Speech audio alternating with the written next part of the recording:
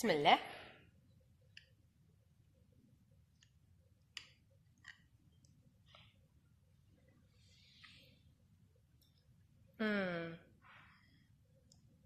روعة، جربوها ما غاديش تندموا عليها.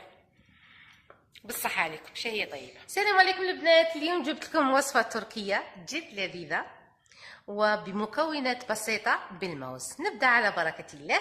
المكونات: عندنا حبة بنان، وهذه المكونات تاع كريم شانتيي، فيها كريم شانتيي بودر، فيها وحدة فلان، من بعد نوريلكم كيف نصنعها، وممكن نحتاجو الحليب ممكن لا. وعندنا نصف لتر تاع حليب، عندنا 50 غرام سكر مع ان باكي دو فاني، عندنا 60 غرام فرينة، وعندنا 50 غرام مارغرين. الان نبدا على بركه. ندير الكاسرونه فوق النار وندير المارغرين فوق النار ونخليها تذوب. بون المارغرين ذابت، نزيدو دروك الفرينة ونقعدو نخلطو يا ونهبطو شويه.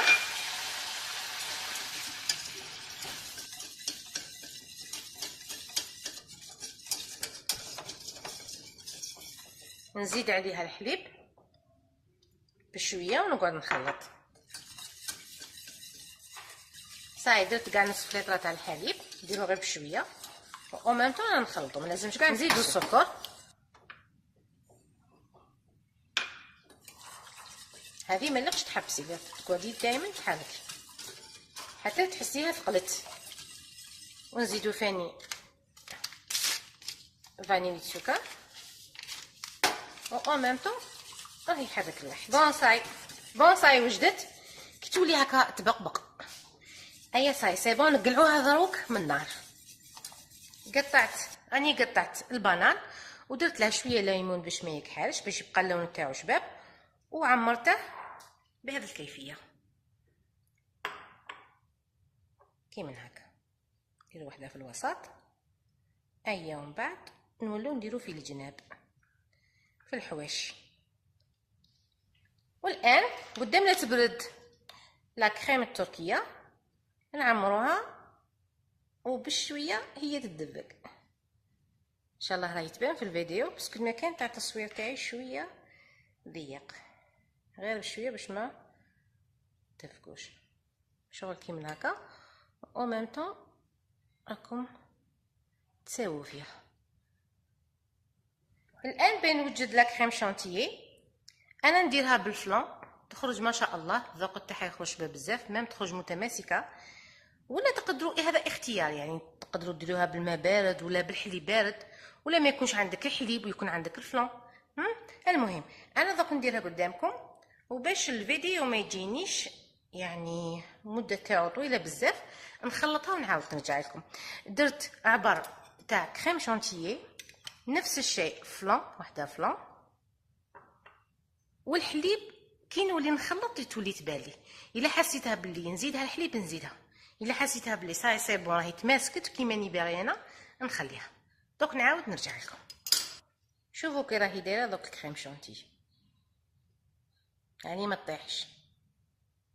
ان شاء الله حتى ندير لكم فيديو نوري لكم كيف تصنعوا كريم شانتي تكون لذيذه و او ميم طون تجي متماسكه. شوف دوك هذه نعمرها في لابوش، ايا ونوري لكم كيفاه نزوقو. بون كريم شانتيه كيما وريتها لكم وجدت، درتها في لابوش، والان نزوقو. الزواق هذه كل واحد لو تاعو.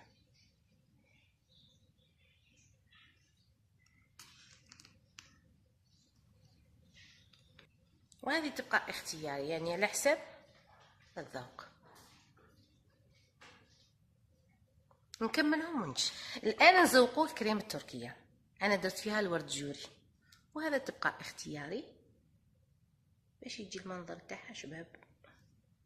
تقدروا فاني تفتوه.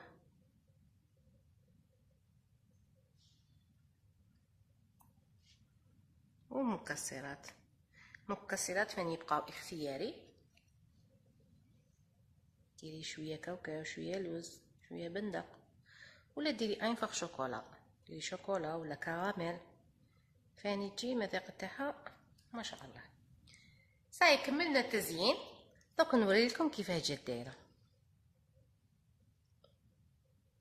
والبنانه من تحت، والكريم التركيه في الوسط، والكريم شونتيي من الفوق، مع شويه تزيين بالورد جوري وبالفستق بالبيستاش.